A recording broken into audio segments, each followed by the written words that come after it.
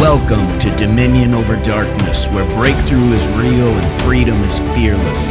No theatrics, just raw truth and undeniable power. If you're ready to break chains, step into your identity in Christ, and walk in victory, you're in the right place.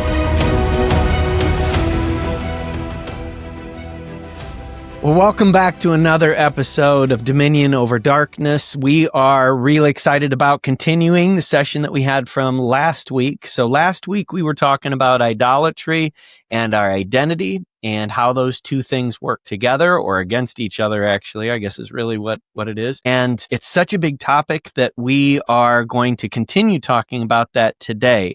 More specifically, we're going to be talking about the theological idolatry that is there. So within the church, which is some of the most dangerous. And so I do want to stop right now. If you have not seen the podcast from last week, which would be number 8, please make sure that you see that one before you watch this episode, because we're just assuming that you've already seen that episode. So on that note, Jill, how are you doing today?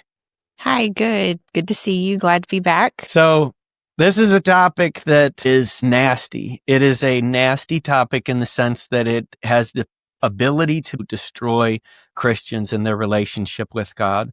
And there's nothing that makes it even more nasty than when idolatry comes into the church. And so when that's happening, that's where you get, there's so many people that, and Jill, I know that since working together that you've seen this as well. How many times you see people that come in and they say that how they've been really, some of the trauma that we're actually helping them through is some of the trauma that's happened through the church and church related stuff. And sometimes it's a combination. So it's, they went through divorce, but then they also got abandoned by the church or neglected. And some of those things go really, really, really deep. And a big part of it is because that's where their hope is. That's where a lot of their identity has been, or where they want it to be. And if they feel like they've been abandoned by the church or rejected by the church, they feel like they've been rejected by God as well, which is definitely not true. But the whole point of, like what we had talked about last week, that God tells us in the 10 Commandments, he gives us these boundaries to not go past. Do not ever go past these boundaries, like he gives for Moses to create, or he tells Moses to create a barrier or a fence, I guess is what it would be, around Mount Sinai, so that nobody can come up and even touch the mountain. Not even any animals can touch it. And the point is, because God's presence is not intended to destroy us. It will if we do not approach him carefully and the way that he requires, then yeah, it will absolutely destroy us. And so that's not why he brought his presence into this world with his people. He taught them how, or is teaching them in the Old Testament and the Exodus. He's teaching them how to be able to embrace his presence so that he can come close to them. He can reveal himself to them. And so he's like, be very careful with this stuff. And that's what the 10 Commandments is. It's be very careful to abide by these. It's not a control freak that's just wanting to get in control everybody. And some people, they say, why has it got to be a bunch of no's? Why can't you do it in the affirmative? I'm like, maybe because that stuff doesn't work for us. We don't listen to it. It's so nice and it's comforting and stuff. And so it's really just not that big of a deal. These are really, really, really important for us to make sure that we listen and respect these.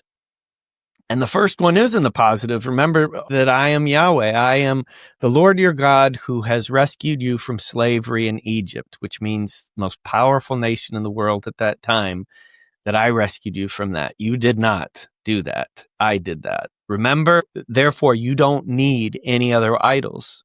Nothing. So if we make other idols, if we worship things and put them in the place where only God should be, then we're setting ourselves up as an insult to God, basically saying that you're not good enough, that I need you. And in the Old Testament, it was Baal. There's a bunch of different gods that they worshipped, and it could even be also money and some of the same things that we worship today. But what that's ultimately saying is that, God, you're not good enough. And that is extremely insulting to him. For them, instead of not getting rains and their crops are dying and stuff, instead of them going to God and asking him the two questions that we've actually been talking about in our Tuesday night Bible studies, what do you want me to know about this? And what do you want me to do about that? Instead of asking him these things, they're just simply saying, well, clearly Yahweh's not going to help us. So let's go to another God. Let's go to the Philistine gods. Let's go to Baal and see if he'll end up helping us out. And plus he's a fertility god. So that's a lot more fun. Also, there's a lot more stuff that Yahweh doesn't approve of that Baal clearly likes. So we're going to go with that one. And so it's a win-win situation. Everybody gets along, and it's that coexist kind of mentality. God absolutely is a God of love, Yahweh. No doubt. And so he wants us to love everyone, but that does not mean including all these gods, all these different ways of worshiping. And idolatry is something that kills that relationship with God because it tells him he's not enough. And when he clearly is, he's the one that created everything. And if we really do understand the magnificence, his power and incredible abilities, then we know that we don't need anything else. So when things are off, we're supposed to come to him and ask, why are things off? To find that balance, to get into that place of balance. People that usually have money as an idol will say, well, what am I supposed to do? Just live out on the streets, be homeless and give everything away?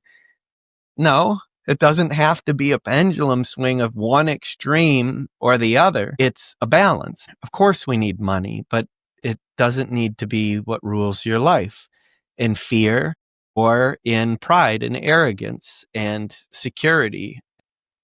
And often the challenges that we go through will help us in our life to be able to understand that he's the one that does give these things, but he can also take it away. And if we have the ability to make money, well, that's a gift. That's one of the gifts that we're supposed to recognize. And we're supposed to use it with him in the advancement of his kingdom. Now, but we also have to be wise. And if we know him, where are we investing his money? Is it in a worldly church that just has created more idols? Well, that's what we'll do if we're a worldly Christian, because that's what we think that we are a part of. That's what we identify with. But if we're a part of the church, the true church that really has the presence of God that's there, then that's what we're looking for. I want to invest my money and help that church also to be able to utilize the skills that I have to be able to help that church grow, that kingdom advancement grow. So anyways, coming into the church then. So the church is a place right now that it's in bad shape, in my opinion. I love the church. I'm a pastor, but boy, it's not in its greatest moment right now. And I think it probably hasn't been there for quite a while. The reason is because it does not embrace God's presence, not the way that he expects us to do it. And that's why you have so many people that say, I wish God worked like he did in the Old Testament, or even in the Bible period, even in the New Testament. And the answer is he does. He does. It's just that we don't listen to him. We don't listen to it, and we rely on other people who apparently went to school, or some of them never even went to school, but they just know how to talk real well. So, and they've been raised or in the church, or that they feel like they have a call. They don't really have the right education, but they're going to preach about the Bible, about what they think at least is happening. Bad teachers create bad followers. And so if you've got people that are teachers, and this is the whole thing, in order to walk people on the journey, you have to go down the journey yourself. If you're going to be a good guide, then you have to know the journey. And so if we have a bunch of people that don't know the journey, or that they're just simply intellectuals that don't have any kind of relationship with God, what are they going to duplicate? They're going to duplicate exactly the same thing. And that's what they're going to teach. They're going to teach people how to do what they do. And so we need to be smarter about that. We need to be a lot smarter about that. If we want people that create good disciples, then we need to have somebody that knows how to, that has been discipled, that knows how to embrace that has a high priority on God's presence. And it doesn't have to be theatrical, like we've talked about. There's a very central part of what our podcast is that this is deliverance and spiritual warfare, freedom without the theatrics. Yeah, we can do spiritual warfare, counseling, and deliverance without the theatrics. That is a huge part of what it is that we're talking about. And it still has equal, if not even more power than what the others end up having. It's very effective. So anyways, the things that we're looking at today within the church, why is the church in such a bad place? And here's what I would say: idolatry. That's what it is.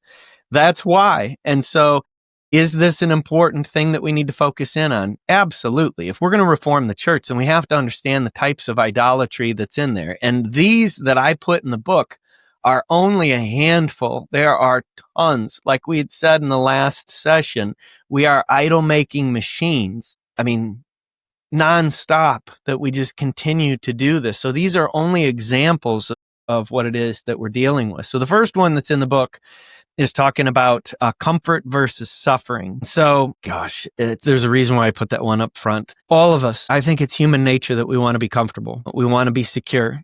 We want to be safe. And so, in fact, when we go through the Enneagram numbers, there are quite a few. The 9 and the 6 especially are very heavily on safety and security.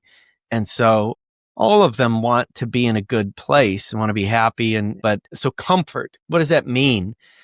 Some people in the church say that I just want to have joy. Okay, what's the joy based on? Is it based on what you want, or is it based on what God wants?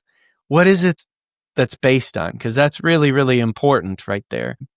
If it is joy because of what God is doing, then great. Then that can be at least a good thermometer or measuring what is happening. But comfort a lot of times just means that I don't have money, that I have food, that I'm not tired, I'm not suffering, I'm not struggling, that I'm not going through pain or suffering or struggling or anything like that, that I am comfortable. And so I've heard it said a lot of times that we either move toward pleasure or away from pain, and often we'll avoid pain than we will even move toward pleasure. When I was in marketing, it was baffling to me. I tried so many different ways to try and inspire people to be able to do more, sell more. And it was horrifying to me that people would work way harder to avoid pain as opposed to gain pleasure. I had given huge amounts of money that was out of my own pocket to try and inspire people on my sales teams to be able to do better, and very minimal results.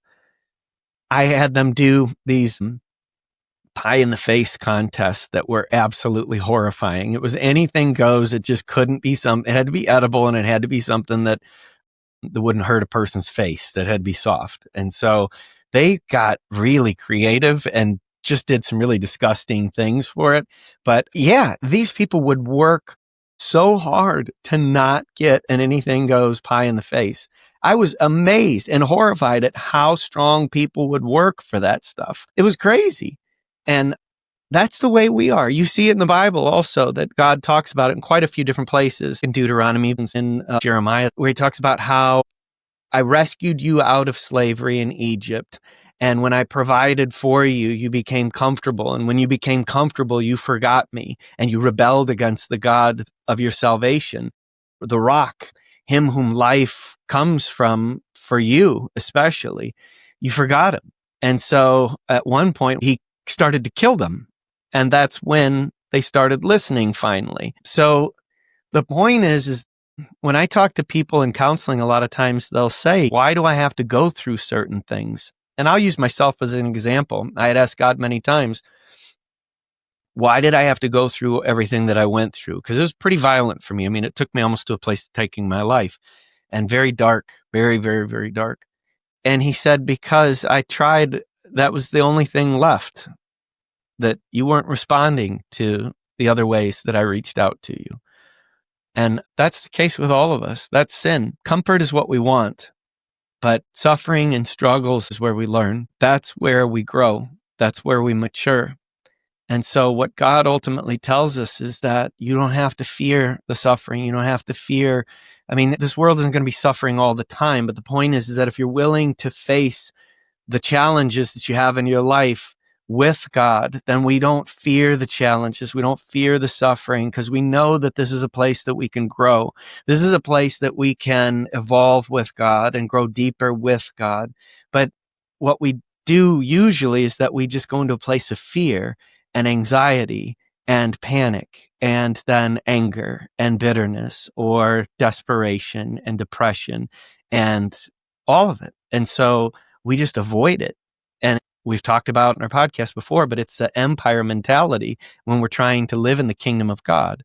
So if you don't understand what that is, you need to go back a few episodes when we had talked about worldviews and perspectives. Anyways, if you're trying to live in the kingdom of God with an empire mentality, then you're living in that scarcity, that separation mentality, as opposed to the connection and the abundance mentality. So suffering is something that Jesus calls us into. Pick up your cross and follow me. And the idea of that is that it's not a matter of that we're going to suffer all the time. We'll have places of comfort and rest and peace. The more, though, that we learn how to be able to trust God in the places of challenge, we don't fear the suffering anymore because we know that He's with us. We know that He doesn't abandon us, and we know that we will grow in that place and become something much, much more. But when something happens that I don't like, then the suffering is that I'm not happy. And so my joy is gone, and I don't like that. And now we're trying to find who's the culprit, who's going to pay for my unhappiness. And the more that a person contributes money to a church, the more that they can be arrogant and prideful with that and demanding with that. Otherwise, it doesn't have to be. It can be people that don't give a lot, but at the same point, this is my church and I identify with this place. And so I want the carpeting to be red. Well, other people don't like red because it seems angry or like blood or whatever the case is. But I want red. And because I've been going to this church my whole life, and how dare you who just got here yesterday are going to tell me, who's been here my whole life, how my church is going to look. Nope, not going to have it. That's arrogance and pride. And again, this striving to control manipulation to be able to get what I want. As a pastor, you can, just because you're a pastor doesn't mean that don't see the really dark side of humanity. You can be a punching bag that people go to if things aren't going good, if they're uncomfortable, if they feel like they're suffering when there shouldn't be, and they're not comfortable in the church, if the music isn't what they want it to be. And so it's all, again, about me. So for a pastor, this is something that's actually pretty common today. As a pastor, if you are embracing really the presence of God, and through prayer and meditation, you feel that a message that you have, that it should always be given in love, but and hope. But there's nothing wrong with really embracing the hard questions, the hard theological issues, going into places and helping people to understand that you shouldn't just avoid those just because they're difficult or they're hard to understand. They are places where we can learn and grow and come closer to God and understand Him better. But it doesn't have to be angry. It doesn't have to be hopeless. But if a pastor is like, I really do feel like this is where God is taking us and this is where we need to go, and then leaders or elders sometimes of the church can come to them and say, well, we don't like where that's going. And we've got people that are unhappy with what it is that you're talking about. And first of all, these are elders that usually don't even know to pray and to really be seeking God. They're not affirming, saying, we know that God is calling us into this or anything. They just basically, the only input that they're getting, it's not from God, it's from people. And so they'll say people are unhappy, they're leaving, people that give money to this place. And so, pastor, you need to change your message. You need to adjust it. You need to manipulate it and to water it down and just make it more happy and shorten it. Let's get it down to 20 minutes or so, because people want to go to lunch, and people also, they want to go and be comfortable. They don't want to be in church for an extra 15 minutes or an extra half hour, because ultimately what it comes down to, they really don't honor God much. They honor their comfort. That's what it is. That's the idol, their comfort.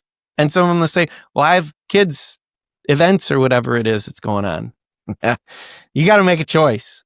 If you want your child and their events, you got to figure that out. Whether they play on Sundays during church or whatever it is or not, that's something you have to make a decision on with your faith, with God, all of those things. Whether it be that you can't make it there, they can, or whatever, you come afterwards or whatever it is. But your decisions all show what your idol is or who your God is, period. Whether you like that or not, that's the truth of it all. So they'll say, well, they have other things to be able to go to, and we're going to lose these people. And so pastor has a choice. What do I do with that? do I change? Because here's what it ultimately will come down to. They might say it first really nicely and say, we'd like you to change. But if you don't, then it's okay. Let's maybe you're not grasping the severity of this. If you don't change this, we love you, we'll pray for you, but we'll find somebody who will. And so you will be unemployed if you won't change this, because this is important for the church. Again, unfortunately, these leaders are often not people that are saying, we know that God is calling us to do this, but we also have this tension. It's just, we just have these people that are telling us this, and so we need to change things. It's another thing if those elders are saying, we are praying about this. We know that God is calling us down this path. So how can we somehow honor both, or at least somehow try to still reach these people? Okay, that's more God honoring at least, but that's not what I usually hear. It's usually one or the other. Anyways, so then the pastor has to make a decision. Well, most what they'll do is they'll say, I'm not going to reach anybody if I'm not employed. So I need to adjust. I need to meet them where they are. And I need to water things down. I need to make it 20 minutes. I need to make sure that we're done by a certain time and stuff like that. And instead of really listening to God, it's just basically entertainment. And it's just a checklist. And it's just a social club. And so the pastor, who's the leader, is now contributing also to the upkeep of that social club. Maybe what God is doing through all of that is he's trying to weed out the social club members, and he's trying to create something that is genuine of what his people are. But that's uncomfortable. There's suffering that happens there. And so it's suffering for the pastor because they're being, bad pastor, you're failing us. The elders also, we're suffering because we're losing people. But again, if we're navigating this with God, then we can do that knowing that he's taking us somewhere else. And then there's also churches like Willow Creek. That's a big mega church. They had leaned in heavy on entertainment. They did have some very good theological teachers that came in and to be able to teach their people on Wednesday nights, but heavy on the entertainment. And so when they tried to change it back into more of helping them to grow and to mature, then people were getting angry because they're like, well, this is bait and switch. This isn't what I signed up for. I signed up to be entertained. And so, what are you building on? Are you building on a solid foundation or not? And so, pastor's got to make a decision. And if he says, no, I got to stay loyal to God, which is what I did in those places, I tried to reason and work with, but ultimately the world wins often. And so you're out. And then unemployed sometimes for a while. And then you're a troublemaker. You're not a team player, you're a troublemaker. So now hard to find work. And so there's suffering. And then, so what's happening in that? What do you do with God? I know what I did. I got mad at him. I got real mad at him, where I'm like, is this how I get rewarded for being loyal to you and really following where you're leading me? And this isn't what I wanted. I truly, really looked for him to guide and where we were going. But and he said, I did call you into that place. And you were a loyal servant of mine and you did what I called you to do. But I didn't promise it was going to be a happy ending. You did exactly what I called you to do. Are you still my servant, or are you now a bitter one? It took me some time, but eventually I got there where I was like, I get it. I get it. And yes, I'm your servant. And unfortunately, it happened again in the next place. Different details. And so I started to see what was happening more. And I thought for a while that it was me and a lot of different things. And there are a lot of pastors that are leaving the church right now because of some of these things. They're getting burned out. And the other ones that are there to just people please, well, they're right in their element. They're like, well, we got to keep the people. Let's make it watered down. It doesn't have to be a pendulum, even that one extreme or the other. It's either seeker sensitive or feeding the maturing ones. It should be both. You should be able to speak in a way that can reach people that are seeking, that don't know God. Have to be careful not to use too much Christianese terminology that basically no believers really understand. But also you can't neglect the people that are there that want to grow. I mean, this is the future of the church. These are the future leaders. These are the people that are helping the new ones and discipling them. So you have to be able to learn how to speak to both. And so, there's suffering that's there to find that balance, but we just want to be comfortable. And the easy thing is just go to where people want me to go to. Just don't cause problems.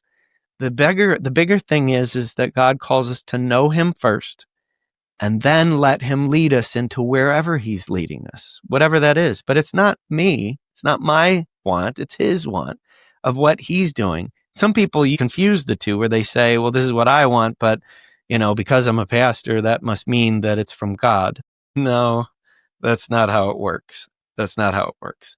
We are all broken people, even pastors, and we all deal with sin, and we all have to go through that sanctification process in order to be able to allow God to really work in us and use us the way that he wants to use us. But he's the one that leads us, not us. Many times we'll have people that will come to us and they'll say, I need help, but they don't really want to get better, like full victory. They just want to feel more comfortable so that they can go back to live in the way that they've always lived. Most people just want to be comfortable. Change creates suffering, and so people hate change. And when we change our mentality that we are going through these changes with God, then it has the ability to change our perspective on suffering and realize that they're just challenges, they're obstacles and opportunities to be able to grow through. But most of us will naturally move toward comfort over suffering. And I do have something to kind of come back to wrap that up in a second. And this is really where it's going to determine end time kind of stuff of who belongs to who, because it's going to have a lot to do with suffering versus comfort. Well, I think especially here in the United States, I think it's hard for us to really wrap our minds around suffering because we have such a comfortable way of living. I mean, not everybody does, but I think by and large, people do. And it's like that's what we were built on. It's the comfort level. And listening to, like, when you read the Old Testament and even Jesus's teaching, I mean, I can't imagine that they had it easier than we have it. So I don't think that they were like living to the comfort level that we are. But the fact that he addresses that is interesting. Like you said, it's just human nature. Sometimes I think about how I don't think that they had mattresses like we have now and how comfortable a bed is. Like, what was that like back then? Because they moved around a lot. I mean, it was just a completely different thing. So comfort it means so many different things. And so does suffering, because it can be physical, emotional, whatever. But I think the downfall is that we're not taught this stuff. We're not taught how God wants us to live, really, to the deeper level of that. And so we do produce these comfort things. And I love to learn about scripture, like the actual roots of it, Hebrew, Greek, be taught what the Bible actually does mean versus like how we read it over here and how it's typically taught. And I find that church in general is rather fake to me now. It's like everybody has the same template that they use, and it's like 15 minutes to sing, then we'll do communion, then we do the sermon, and then we leave or whatever. And then my least favorite of all is turn around and greet your neighbor and say hi to someone you don't know.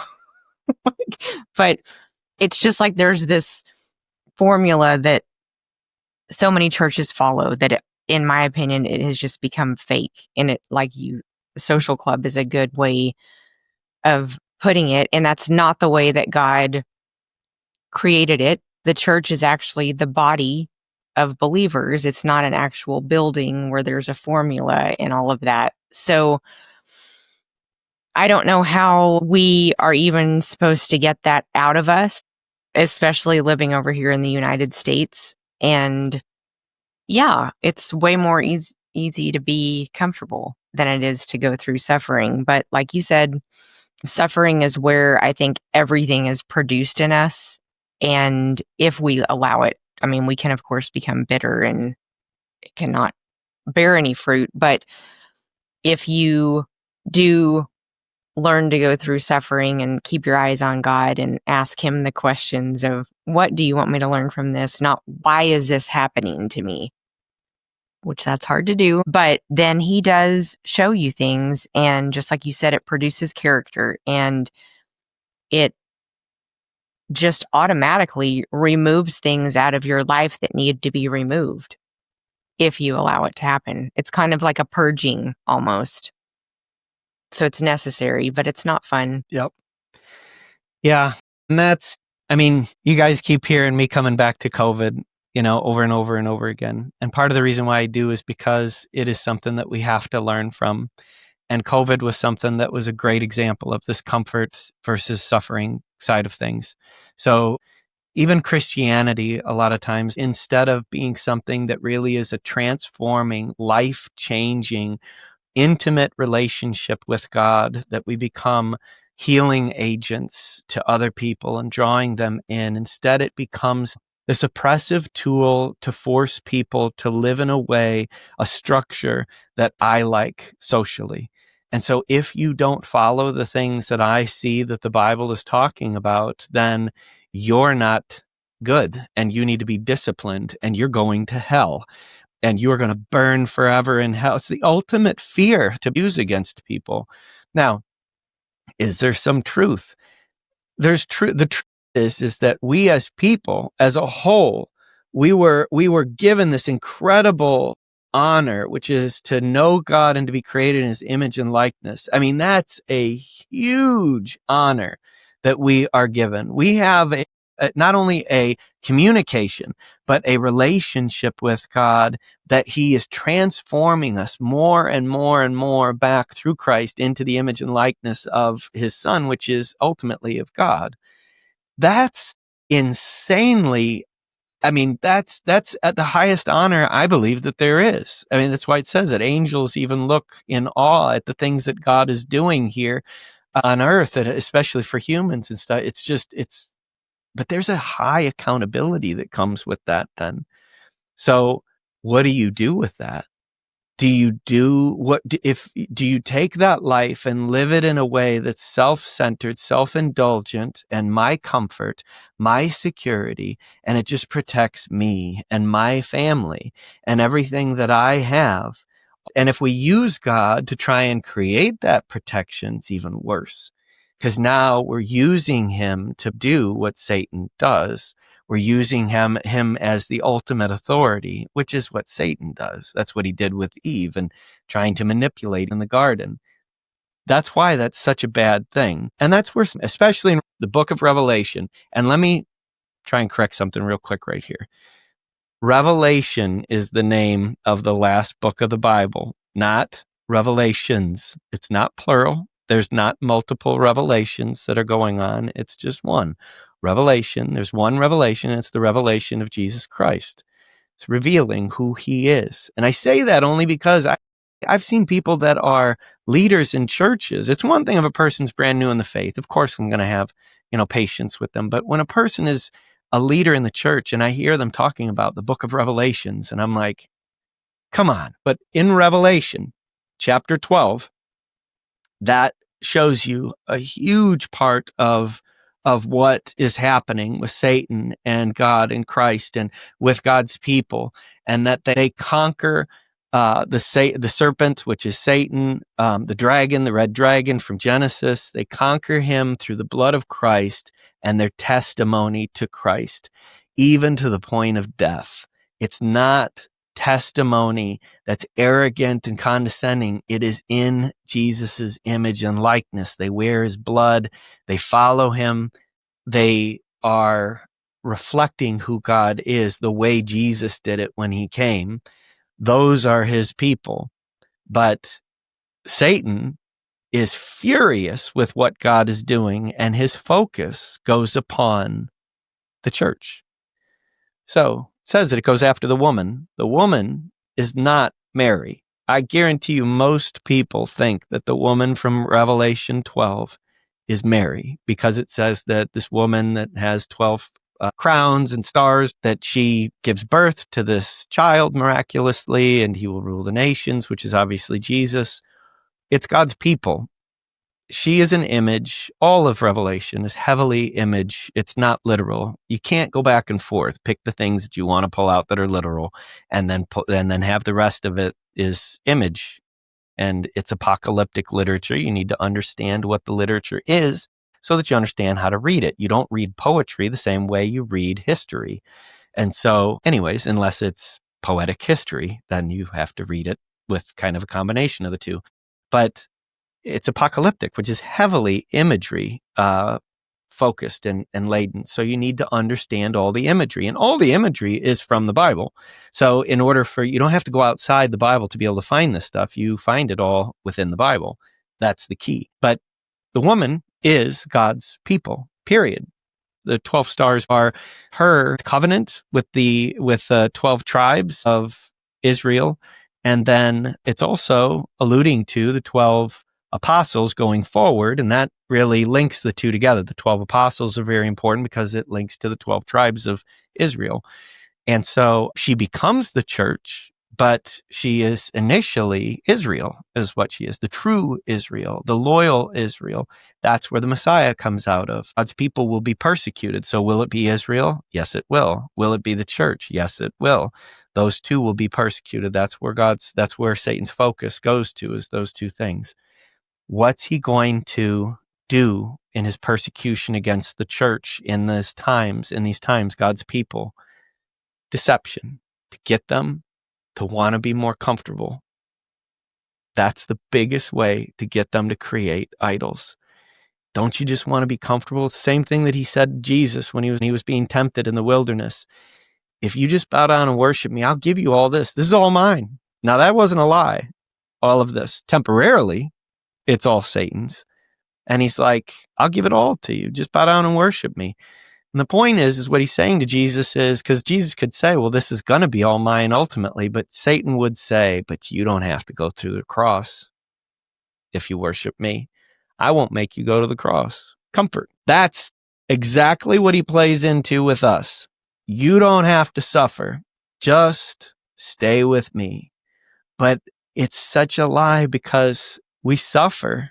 It's so much more it's underlying, and it just oozes into everything. The suffering is our striving to control. We think that in the comfort that we can control things, even the church and what happens within it and our social club and all that stuff. But what happens is that we suffer because we don't get to plug into the presence of God.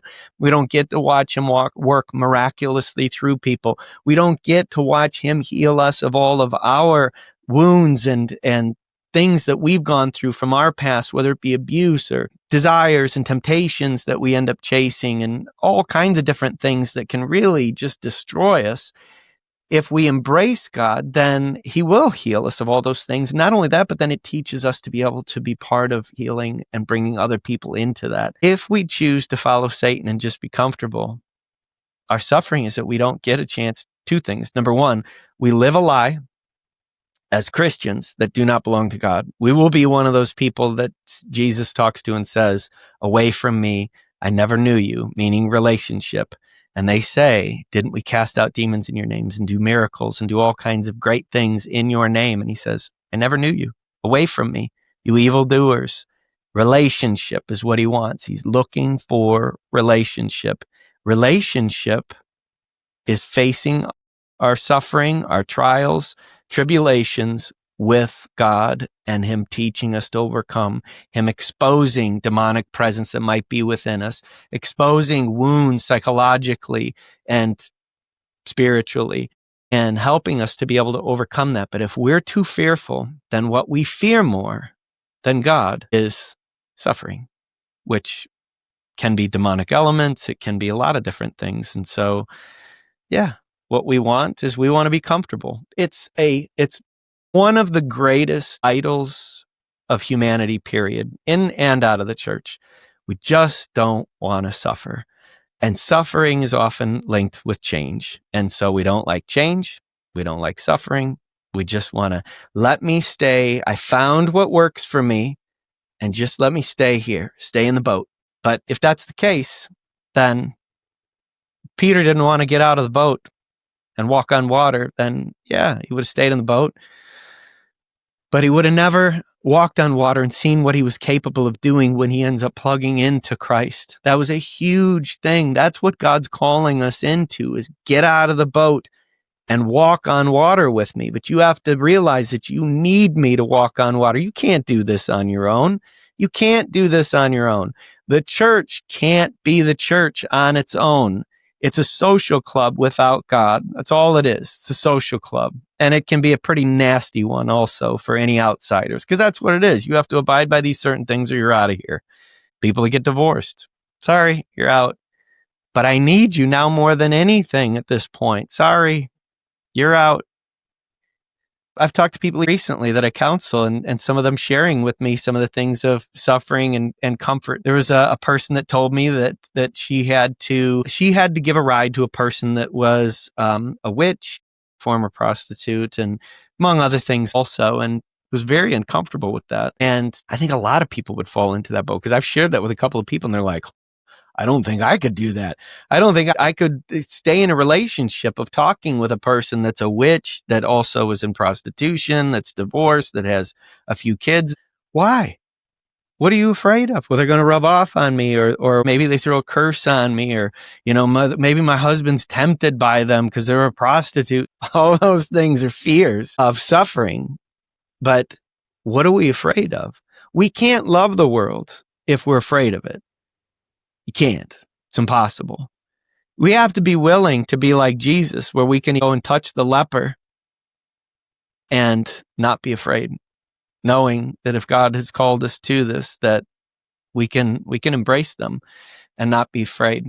In the end days, which I do believe that we're in, and I don't say that to make people afraid. I make that if we are God's people, we got nothing to be afraid of. Nothing. It is what it is. You're not going to change anything. There's nothing that you can do to change the course of where things are going. The world is already on a momentum that's going somewhere. So it doesn't matter elections, any of this stuff. Doesn't matter who's in office or anything like that. We get the kind of quality people that we deserve in every culture, every nation, all of it. We get the kind of people that we deserve. And so if there aren't any good options, well, that's because that's the choice that this nation basically chose, to go down a path of not listening to God. So we don't have any good options. Doesn't matter. That doesn't matter. God still wins in the end. We still have people that he's going to bring to us and that we need to speak into and love on. If our main thing is to be comfortable, we will never meet those people, never love them, because we're afraid of suffering. And we don't want to even come close to it because it might rub off on us. When we are in with God, we don't fear the suffering anymore. We don't fear death anymore. We realize that it is something that is part of the process, but God's with us and we know that he's with us. And so when we don't learn that huge pendulum swing of comfort or suffering, it's either one or the other. The point is that we're going to have comfort. And this is what I had said in the book, these pendulum swings that we're going to talk about. Most people think you have to have one or the other. It's always suffering. So I always have to suffer. Do I just basically put myself up on a cross? Do I just sell everything, go live out in the streets and freeze to death? No, that's not what I'm saying.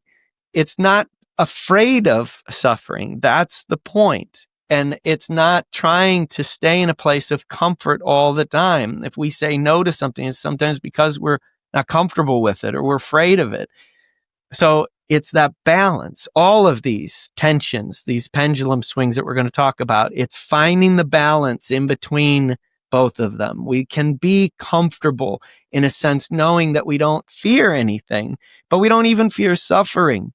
And comfort is not the greatest thing for us, that this is where we have to be. We realize there are times that God gives us peace and comfort and celebration. And there's times where it's time to go to battle. There's times where it's going to be difficult, where it's working through past traumas, and we can't fear those things. That's really important. The point here is that so many people, it's always one or the other, and that's not the case. In fact, that's not what God calls us into. Again, Jesus says, pick up your cross and follow me. You cannot put your hand to the plow and be looking back, regretting what it is that you're going forward with. What Jesus says is that this call that I bring people into is greater than everything and anything. And if you put your hope and your comfort today and where you are and in this world, that's all you're going to get. That's it. That's your blessing. And so when it's gone, and it's going to get real bad because you chose that, the world, over Yahweh, over your creator, because your creator wanted to have an intimate relationship with you, no matter who you are on this call.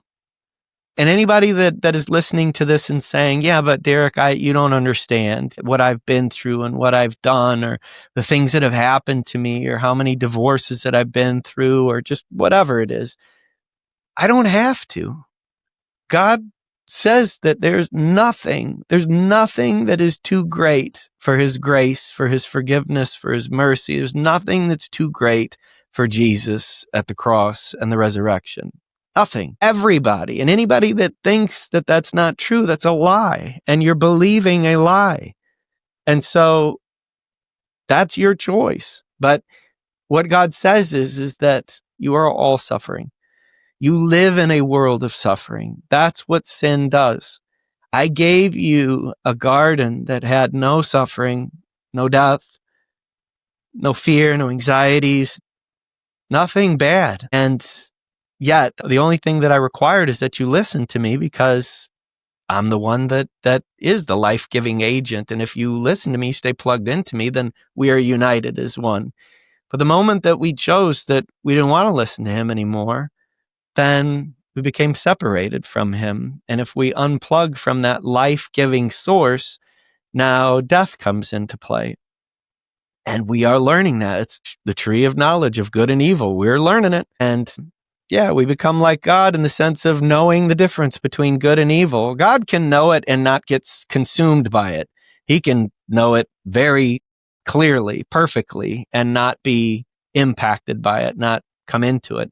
We are intimately having knowledge of sin.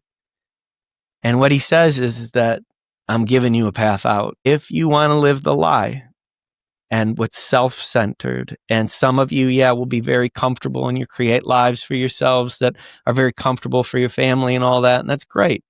However, it's a deception to think that you're never going to suffer. There will be suffering that's going to happen in this world, and it happens everywhere. And we get an opportunity to learn that and to choose to embrace his alternative option for us, where he says, you don't have to suffer like that anymore. I want to show you how to have victory over sin, over darkness, over death.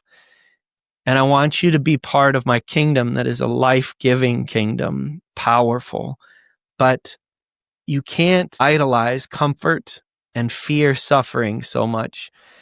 And that's where Jesus says, do you trust me? Do you trust me enough to follow me to the cross? Because if you do, and there's so many places, that's what baptism is also about. Romans 6 talks about it, how we go back with Jesus into the water and die with him. And then as he was resurrected from the grave, we come out of the water by the power of the Holy Spirit and are resurrected into a new life, a new existence. So we die to this old worldview, this empire worldview, this separation worldview, and then we come into this connection worldview, this life that is plugged into God, that has him intimately part of our life and the choices that we make, the ways that we live, that we, of course, all of us want to be comfortable, but we understand that we are servants to God. And if he calls us to go into a place, whether it be self-reflection to understand our own suffering or things that we've dealt with, or if it's to help other people, or if it's a project that we're to do and it's not going to be easy, but that's something he calls us into. What he says is there's going to be challenges, but I'm going with you, just like he told Moses. You got nothing to fear. And most of us say what Moses said. Yeah, I hear you, but I'm not interested. I'm good. You keep doing you, God, and I'll keep doing me. And he says, that's too bad, because I had a lot greater plans for you. But that's the thing. He gives us a choice. And so he doesn't make us. I'm sure that what he would like to say is, are you serious? You are going to settle. I always imagine him just like us holding this cesspool, this bowl of just waste. and that we're like cradling it. Like it's something really good. Like it's all mine and I don't want to share it with anybody. And he's like, that's disgusting. Put that down. Put it down. I've got not only good stuff, but an abundance of good stuff for you. And it's like that old saying, I know it's a dirty diaper that I got on, but it's mine and it's warm and I know what to expect. So that's what I'm staying with. He's like, give me the dirty diaper. Give me that bowl of disgusting slop that you've got there. And I will give you something so much better, so much bigger.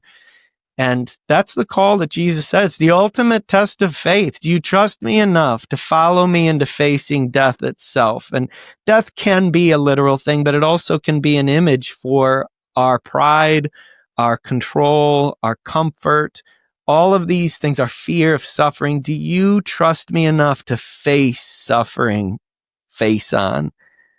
Do you trust me enough that when I lead you to that you can know that you're in good hands, that we win this battle? Do you trust me? And most people say no, but that's why suffering is often a big open door where healing begins, because we're desperate and we realize that, like I've said before, it doesn't work. When it's happening in the church, it's because people are trying to protect what it is that they have. And I guess this would maybe be a good image to end on.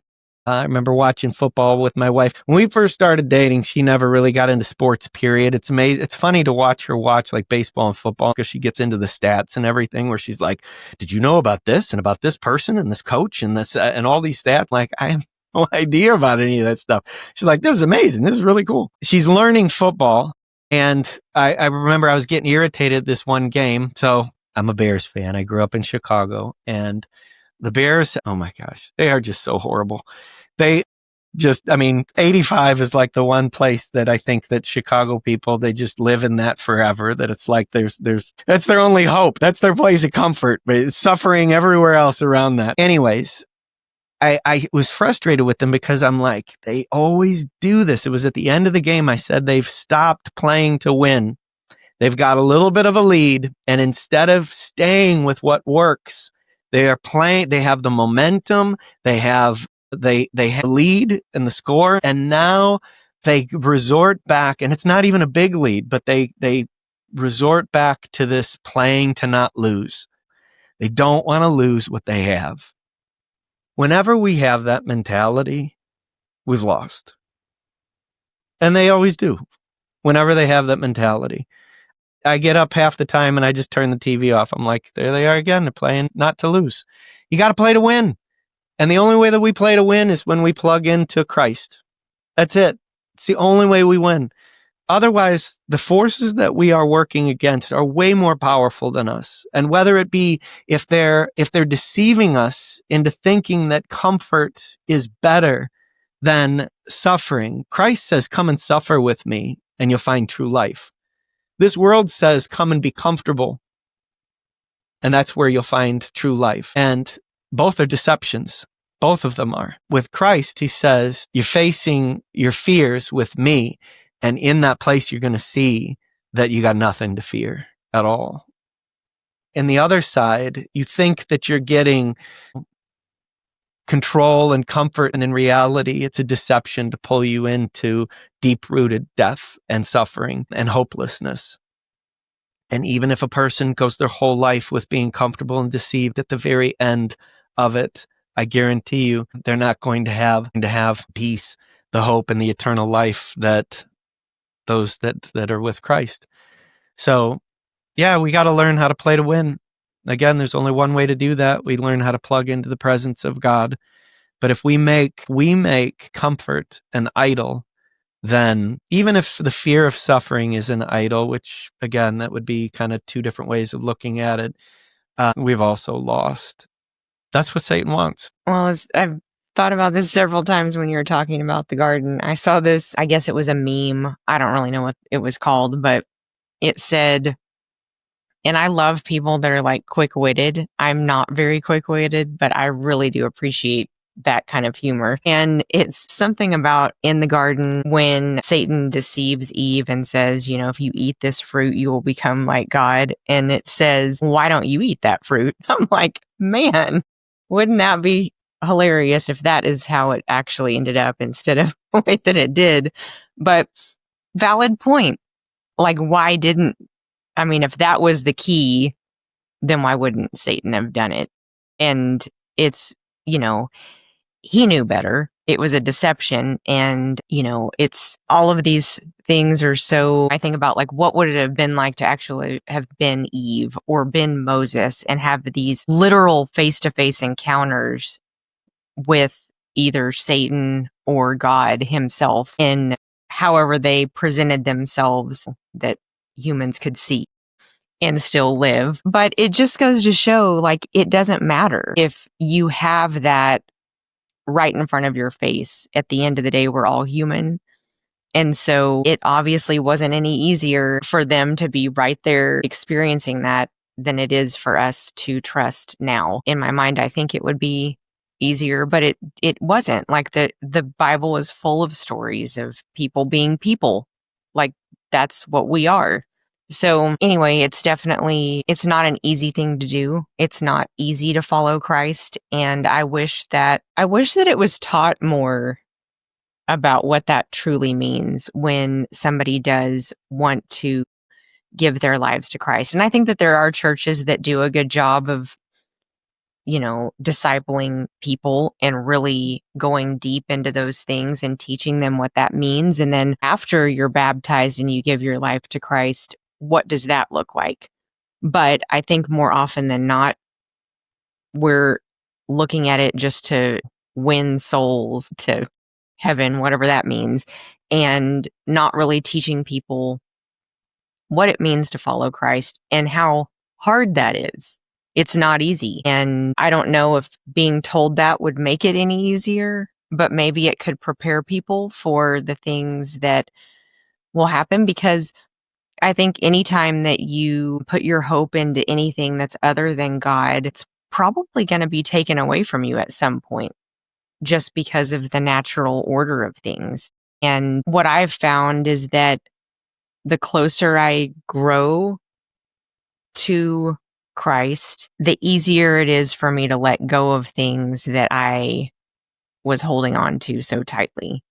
And a lot of things have been taken away from me that I tried to keep, but I couldn't. It wasn't in my control. And I've learned through that process that it's a lot easier to not try to control that and just give it all to God and allow him to lead you. Because even if he does remove things, which he does, like that's part of the pruning process, he will remove things from your life that is not serving you well, or maybe it's bad for you or whatever. And that could be people, which is super hard when he removes people from your life that you love and that you thought would be in your life forever. But if you can trust him in that and just go through it with him, the suffering is definitely not as terrible.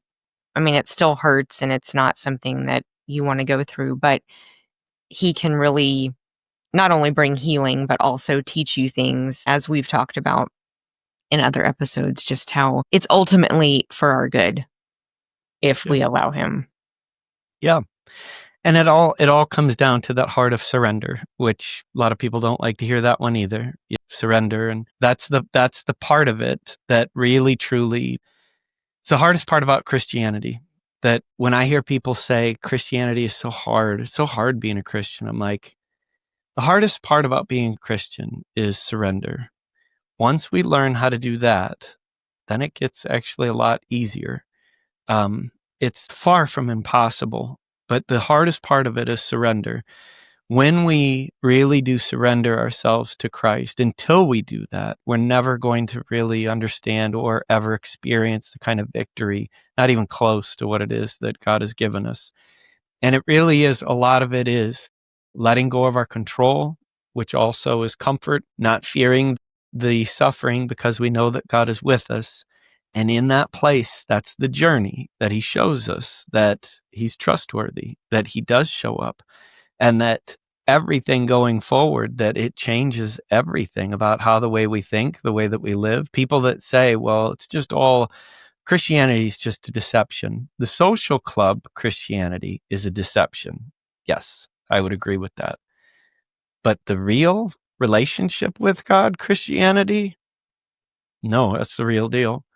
And that's the reason why people have such incredible faith in that place and are willing to go to a place of surrender and peace and are able to love other people the way they're supposed to, is because they don't fear the suffering that could be there if they don't get what they want. Well, they're not so worried about whether it be the music or the way the church looks or certain programs or whatever. If the church is really truly, the leadership is seeking God's presence, then as they pray, they will find it, because God will speak into multiple people to give them unity of mind.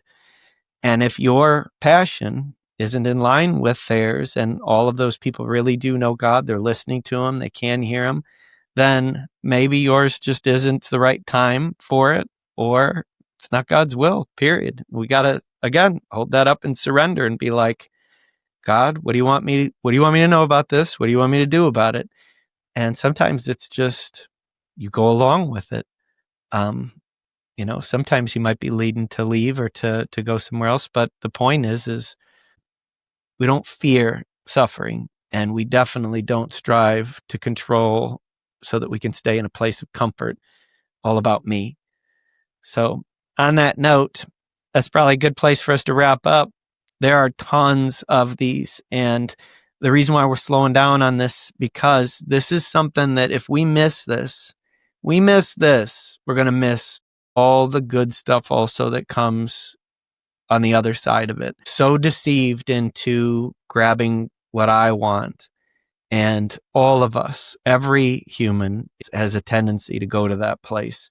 We have to learn to identify it, to understand it, to also to recognize that all of our desires to want to be comfortable, and that God sometimes is calling us to step out of that comfort zone, to get out of the boat and to walk with me a bit.